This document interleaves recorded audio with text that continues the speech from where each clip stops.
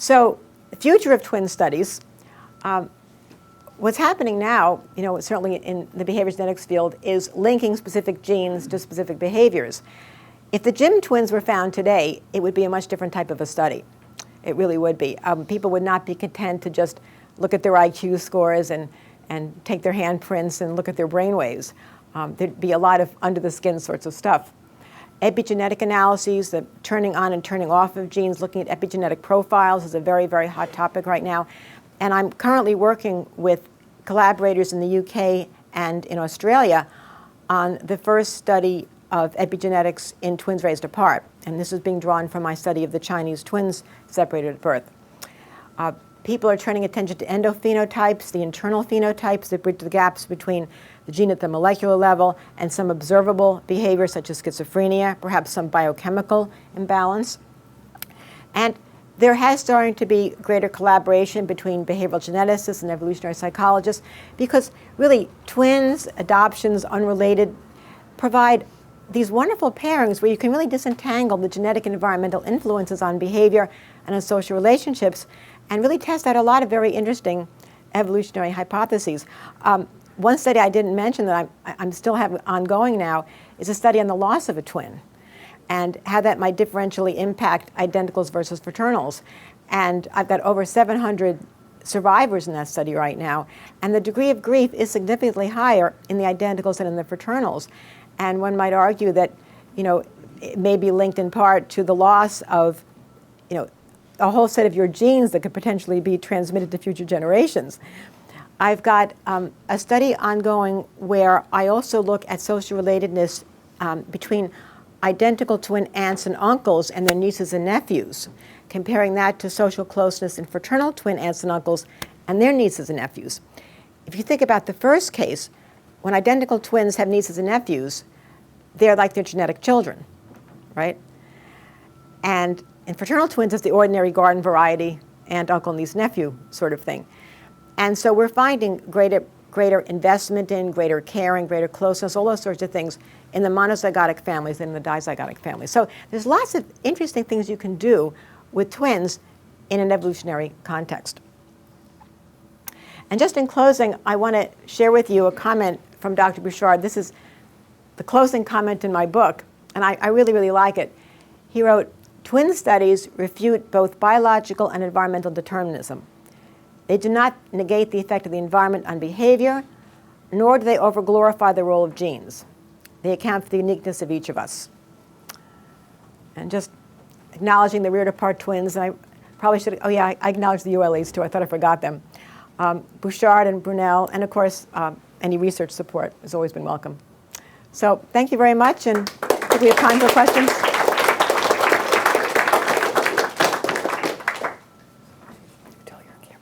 Oh, yeah, well, I think Joe will. I think John will.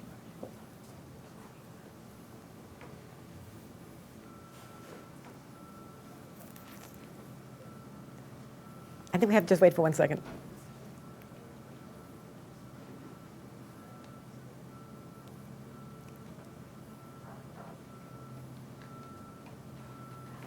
I can meet you later, right? Okay, don't go away. So, okay, all right. So there's a question right here. Yeah. So I'm assuming the reason why you looked at monozygotic and dizygotic as opposed to also looking at just siblings that would have been raised apart in general would be because they had a similar birth environment and age. Am I right in assuming that that's the reason? That's one reason. Certainly the age match is probably the most important one. The intrauterine environment may be less so because the intrauterine environment is very different from monozygotic twins and dizygotic twins. There are all kinds of adverse birth effects to which MZ and not DZ twins can be subjected. The other thing is that I've always been very suspicious of siblings raised apart. And the reason I say that is because these tend to come from broken families. And I always wonder about paternity. I've looked at some of the studies on IQ that look at half siblings, and the correlation is only 0.24, which is much too low for full siblings. It should be closer to 0.4 or 0.5, and my guess is those might really be half siblings. I don't know that for sure, but half siblings are just always, or siblings raised apart are just not they're not ideal, and they're also very hard to get, and they will have an age difference. Yeah, so they're just not as good as dizygotic twins. In fact, I have a group of subjects I've not talked about here called virtual twins, and these are same age, unrelated siblings raised together. Okay, so they don't look alike, nothing like that, but they're raised together from the same home from birth. They come about when parents adopt two children at the same time, or an infertile couple's trying to have a pregnancy through assisted reproductive technology, finally succeeds, but meanwhile an adoptee is available. All right, and they provide a pure estimate of environmental influence on behavior. So they're actually a better comparison, I think, than siblings raised apart or even siblings raised together. Yeah. You didn't say this directly, but you implied that humans have perhaps evolved an ability to delve deeply into the personality of others so that they can detect kin. Is that what you were saying? And if so, what do you think the selection pressures are? Well, I think that people may have ways of discerning family, and I think it's based on similarities. I think it's also based maybe partly on co-residence. I think that when you don't detect similarities among family members, I mean, you might question relatedness, even though we know that genes count for both similarities and differences within families. But I think that the idea that we would respond more altruistically, more cooperatively towards family members as a way of getting genes into the population is the evolutionary explanation for why it's important to be able to distinguish kin from non-kin. And I think that may account in part for why we see these very close relationships evolving between these relatives raised apart who have really no life history with one another. I mean, it doesn't make sense to me in a way that you would form these close relationships so quickly with people that you're meeting for the first time. And yet we see this time and time again. So I think it's a real phenomenon. And I guess the interesting question is why. And I think at the immediate level, perhaps, it's that they really take a great pleasure out of these relationships. They have a great understanding, great trust with one another. But at the more evolutionary or ultimate level, it may be that they're just responding in kind to certain things about themselves, and obviously not consciously, but it's a way of getting genes into the population because they have children many times, things of that sort. Yeah. You have mentioned about your sample is not actually you're sampling the twins or study. Yeah. So I'm not sure. It's more of a comment than a question. How do you think the pairs you've got in your study would be representative of other twins? Because it could be a possibility other twins who are more dissimilar with each other on dimension of personality or attitude or the behavior are less likely to come to your study. Okay, that's actually a good question. And what we did was to compare the results from our study to the extant studies of twins raised together. And we found really no difference between them, nothing aberrant about our twins at all on every measure that we looked at. And our findings were extremely consistent with other work. So I think that gives us a lot of confidence that our findings are not unusual in any way. And they were also consistent with the previous studies of twins raised apart. Yeah. Since big five personality traits change over the lifetime, and there's in one meta-analysis that the correlation from one decade to the next was about 0.5. And so I wonder, is there enough time depth with the Minnesota subjects that you can see that the identical twins tend to have similar trajectories over a lifetime, or was this just like this 1 week intensive data collection and that was it? Yeah, it was the 1 week of intensive data collection. We were able to bring in a substantial minority of the twins for 10-year follow-ups, but those data have never been analyzed. Yeah. Yeah. Other studies made with other species where one could, without the ethical problems, manipulate the subjects. And you can test for personalities also in other species. Yeah, and some. It would be very natural to do studies there, right? Manipulating the subject. Nothing like this has been done? Well, I don't know if those have been done. I know that you can measure personalities in some other species. I know some people have done that, and then you can also rearrange rearings in ways that I couldn't. I had to take advantage of what was out there. But, I mean, I'm not sure what you have in mind exactly. Well, that's some of the questions that you're trying to answer. Yeah. I mean, you would get the answer for other species which would give hints to humans, right? Yeah. Since, after all, we are not, shouldn't be that different from Yeah, monkeys, right? yeah, no, But it hasn't been done. not that I'm aware of. Yeah. Were there any sort of twins that just didn't get on and Yes. didn't sort of care for each other? Was there any sort of underlying predictive pattern as to those twins that It was only act like twins? It was only a handful of cases. And the one I can think about was a couple of different in sexual orientation. But for the most part, the twins got along pretty well. Yeah. I noticed in one slide you separated out the dizygotics who were same-sex versus opposite sex. Yeah, that was in the self-esteem study.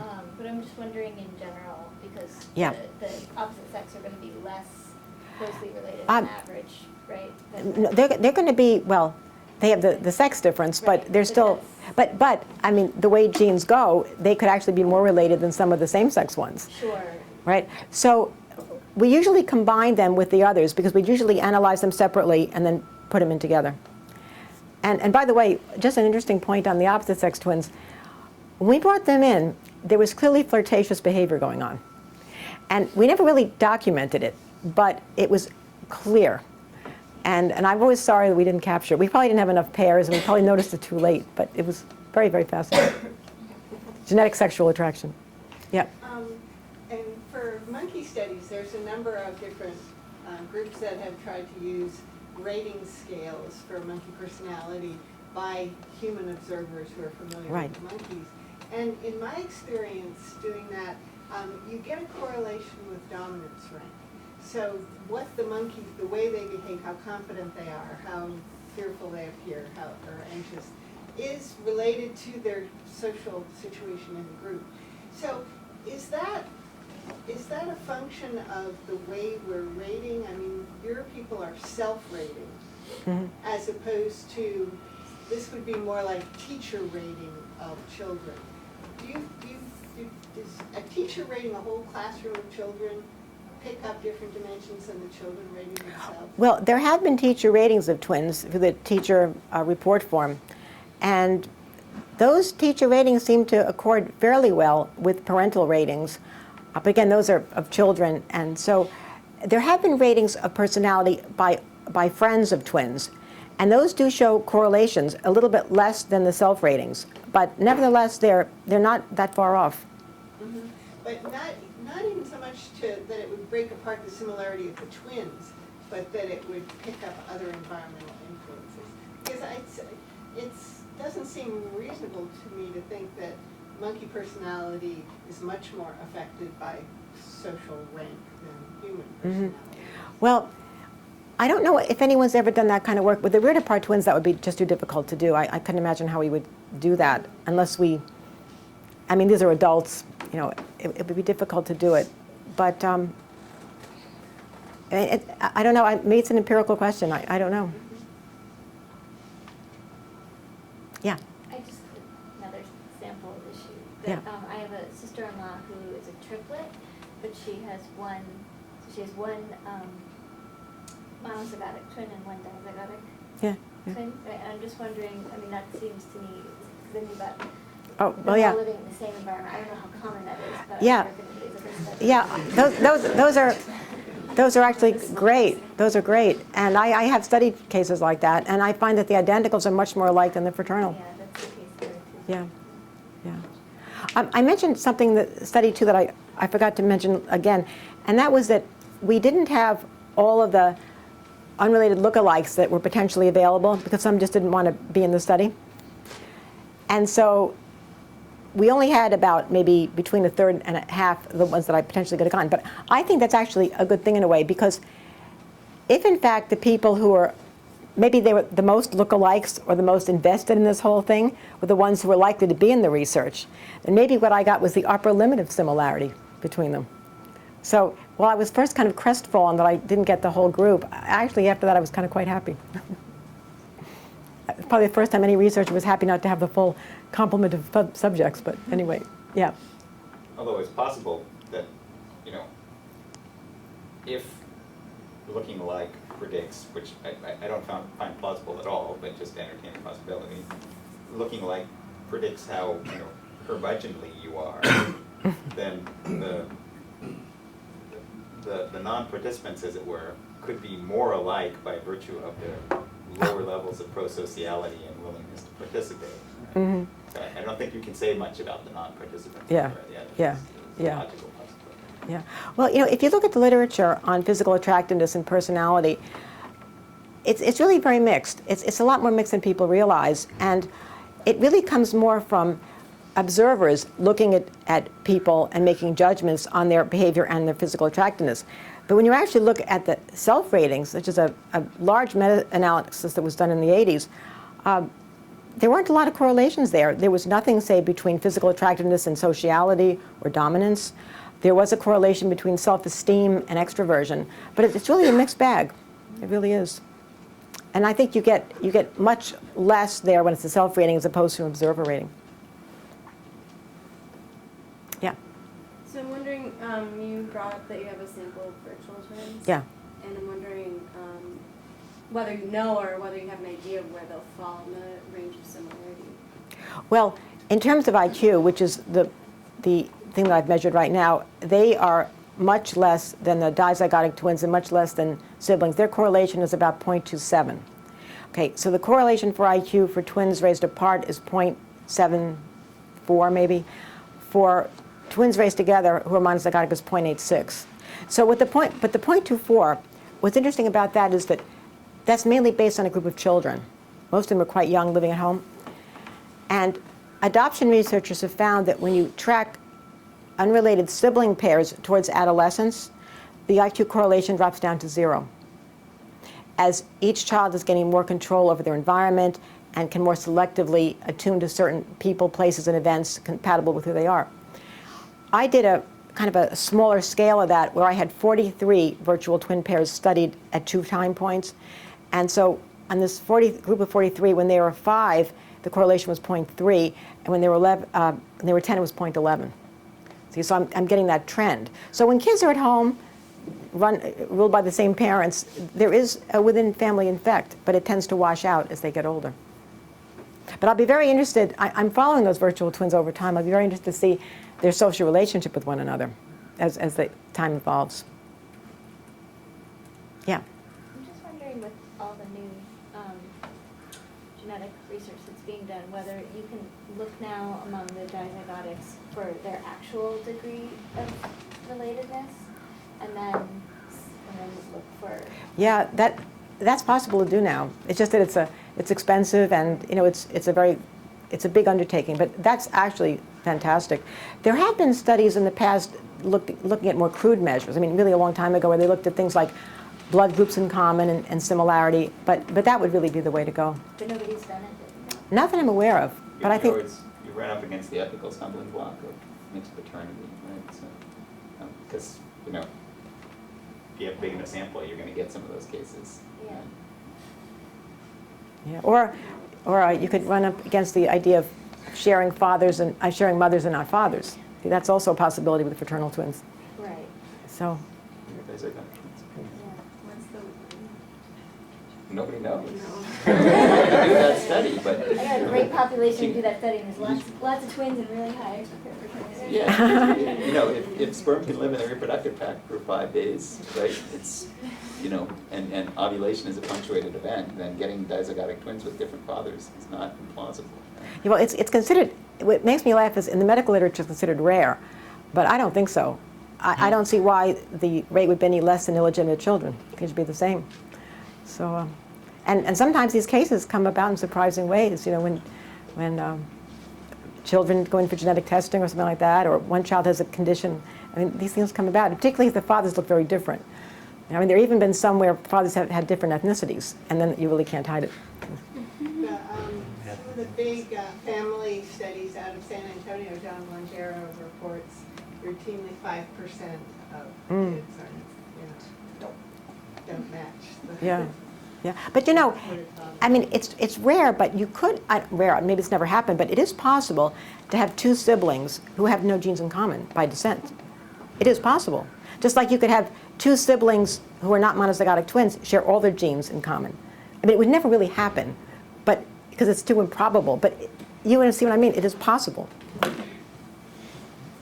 Yeah. So you mentioned the possibility of behavior-based kin detection, and you also said that, you said that your studies of grief, that the monozygotic twins experience much more grief with Yes. the loss of a twin than the dizygotic twin. I guess what I'm getting at is, do you think that there are adaptations for detecting twins as twins? Oh, no. Or is it no. something like an over-imprinting? I mean, because you can imagine that if there's some kind of imprinting, I imprint on this person as my kin because they're like me on various dimensions. Then if they are twins, they are identical twins, they're going to be really like you on those dimensions. Mm-hmm. And so you can imagine that the mechanism would imprint even more, but maybe go beyond what had ever been selected for in ancestral environments. I don't think there's any mechanism specifically for twins, because twins are not selected for in the population. I mean, they're a minority, Yeah. right? The births are difficult. But I do think that it's plausible for a mechanism involving kin recognition and behavioral similarities. But with twins, it's kind of the mechanism writ large. I don't think it's anything different. I just think it's the same type of a process. Yeah. So, the thrust of this work from, Bouchard's initial efforts to the present has been to kind of push back against a strong environmentalist approach. Mm-hmm. And it strikes me that, particularly when you were looking for a consilience between behavioral genetics and evolutionary psychology, that maybe a constructive avenue is to start thinking about theoretically motivated predictions about environmental effects. So, for example, if you have monozygotic twins raised apart, and you have specific predictions about, for example, father absence in the home predicting age of menarche and sociosexual orientation or something like that, right? Now you can start to titrate in a way that you can't with typical Right. samples that are used to study those issues. Right. We actually have a paper on age at menarche and exactly that. And we didn't find that father absence made a difference at all. But you see, the thing here is that these were all wanted children, and these were adoptive fathers who wanted them. See, so that was the trouble there. In fact, we found that earlier age at menarche was associated with greater parental investment in parental resources. So, yeah, that's what happened there. And we did find the genetic effect on age of first intercourse, in case anybody's wondering. Yeah. It would be interesting, like you say, there may not be much range of difference between the different environments that the twins were put into. But now everybody's interested in epigenetic effects, which are environmentally induced and carried across generations. But it's also possible that your sensitivity to epigenetic changes is influenced by your genes. I agree. And I so agree. it would be interesting to see how similar the epigenetic imprints on these monozygotic twins raised apart are, if, how much the individual Yeah. is controlling. I agree with you completely, and that's why I'm excited about this collaboration in the UK and Australia, which I mentioned, where I'm sending them saliva samples from these young Chinese girls raised apart. But not only that, we're also sending them samples from Chinese twins raised together and some of the virtual twins who have the same environment but are unrelated. See, so I think that the confluence of those three kinships will be enormously informative. But the idea of, you mentioned different environments. Some of our twins are raised in fairly similar environments. We couldn't place them. But you've got to imagine that even if in placement were totally at random, some would be in similar environments anyway. And that was one of the criticisms that we had. Now what's happened is that, see, the study was a bit off in terms of the public availability of the internet. Because now with the internet, twins raised apart are starting to find one another. They couldn't find each other before. And we've come across a couple of pairs raised in different countries. And see, that's important, because those are very, very different cultures. And although I will say that the pair that was raised Jewish, remember Alex and Jack, they were amazingly similar in personality and intelligence, amazingly similar, given their different rearing environments, and one raised by a father, one raised by a mother, and just different cultural milieus they found themselves in. But that's only one case, and we can start to get more. And lately, our source has been Korea. There have been a lot of pairs coming out of Korea for some reason. Pairs where one's raised there and one's raised in the U.S. Yeah. Are there between population differences in twinning rates? Oh yeah. Oh yeah. Not in identical twinning. That's fairly uniform. But twinning rates are highest in African populations, lowest in Asian populations, and intermediate in Caucasian populations. The highest twinning rate in the world until recently was Nigeria, but it's been just overtaken by Benin, with a rate of about 1 in 20 births. It's quite high. The rate in the U.S. now is 1 in 30, but that's because of the reproductive technologies. The natural twinning rate is more like 1 in 70, something like that. Yeah. I guess this is more of a comment. We heard earlier this year in this series a talk by Aaron Lukashevsky, who is developing this idea of facultative calibration as an explanation for heritable personality differences. So he's looked especially at extroversion. The idea is that differences in extroversion have a lot to do with differences in social bargaining power caused by things like physical attractiveness and physical formidability in men. And so he has some evidence that supports this. But these unrelated lookalikes are evidence directly against that hypothesis, because you presumably these people, they have the same level of physical attractiveness, and presumably the men have reasonably similar levels of physical formidability, and yet there's no correlation in personality. I just wonder if you've heard of that idea and if you could comment. No, I hadn't heard of it, but that's a very interesting comment. One thing I've always wanted to try, but it's one of those, sometimes you find these great ideas, but they're practically impossible to implement. And some of you may be familiar with Frank Soloway's theory on birth order, okay, where firstborns tend to be very traditional and conforming to family values, and later born children tend to be rebellious. And it occurred to me that a great way to look at this would be to look at monozygotic twins raised apart in different birth order positions. But I tried to do that, but by the time you get all the cells involved, it's just too difficult. The cells get down to 2 and 3 cases, and so it's one of those great ideas that will never ever be done, unfortunately. Unless you get more twins. Well, yeah, but you'd have to get an awful lot because you'd need them in different birth order positions, controlling for birth spacing and gender, and by the time you do all that, given the rarity of rate apart twins, it would be difficult. So. There's other evidence to suggest that hypothesis is wrong. So when it's analyzed with large data sets, it starts to look like the effects that he reports in Born to Rebel are a product of the particular striking historical instances that caught his attention. And it's not a big phenomenon. Yeah. Well. So don't feel too bad about the absence of the twins. That makes you feel better. Yeah. So just have a little concern about the assumption that when twins or siblings are reared apart, their social environments are totally different from each other. Because I am concerned about the interaction between the personality or whatever the behaviors of the individual in constructing and interacting with their immediate social environment. So I had some vague memories about a study on monozygotic twins when they investigate their closest friends, and they found that the twins' friends are much more similar than average or at random. Yeah. So No. maybe there's some interactions between their immediate social environment instead of the average social environment, maybe different countries, but they could interacting with the same, very similar group of people. Well, but you've got to figure out, how do those friends get chosen? Your friends are not your friends just because they happen to be there. Your friends are people that you select. And so is that a genetic or an environmental explanation?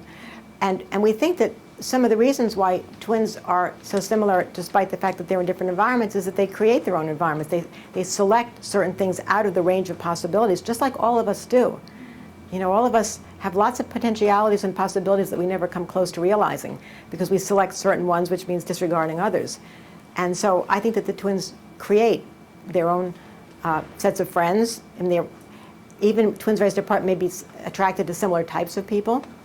You know, we did a study, a collaboration with investigators at the University of San Francisco, and we found that identical twins do have more friends in common than do fraternals, than do virtual twins. I mean, it just makes sense because they're going to like similar people.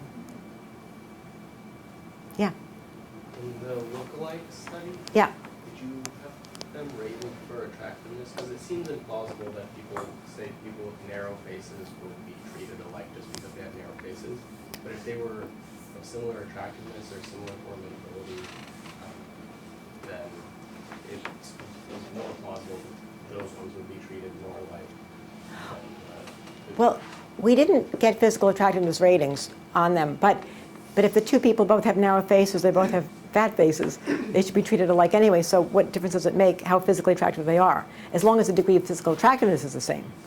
Yeah, and it seemed like some of those people in the pictures, they looked alike, but they weren't necessarily alike. They weren't necessarily of the same physical attractiveness, is what I'm saying. I see what you're saying.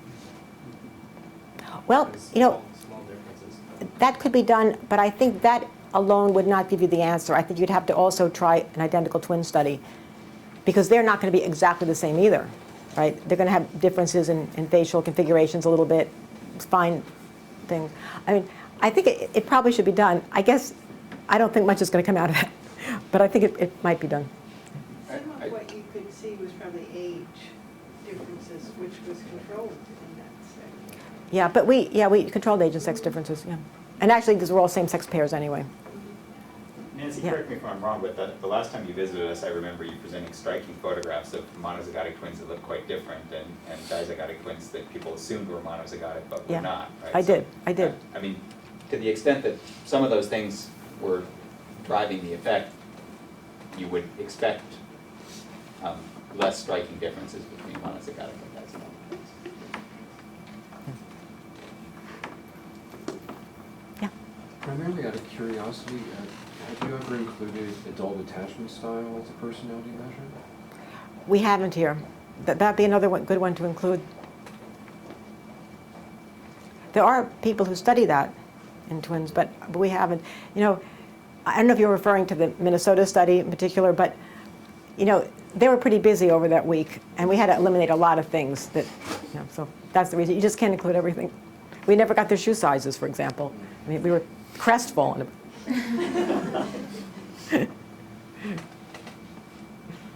So, any other questions?